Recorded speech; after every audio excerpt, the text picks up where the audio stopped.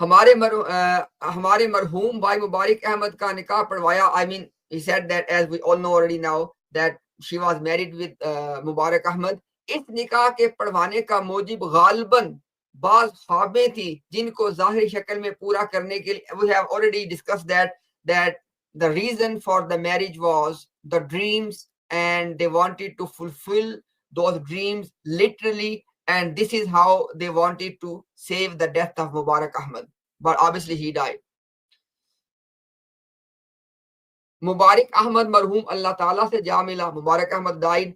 वो लड़की जो अभी शादी और ब्याह की हकीकत से नावाकिफ थी, बेवा कहलाने लगी. And that child who was, इस वक्त मरियम की उम्र 2-2.5 साल की थी. 2-2.5 साल. So it said either she was 2 years old or 2.5 years old when she became a widow.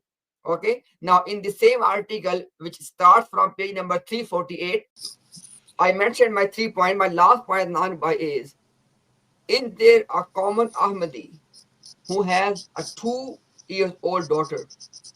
Think of your own daughter. Are you going to do this with your own daughter? If not, why not? Because this is sunnah of your Prophet. Do it.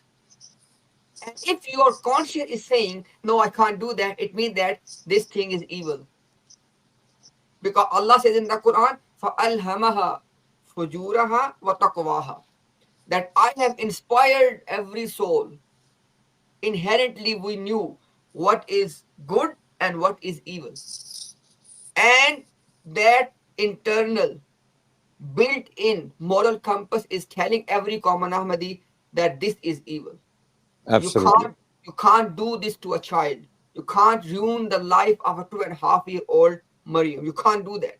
Now, if that is the case, then is it not true that, is it not very clear that if somebody is involved in something evil, something so disgusting, how can you believe this person was a prophet, Mahdi, and Messiah? Absolutely. It's as Indeed. simple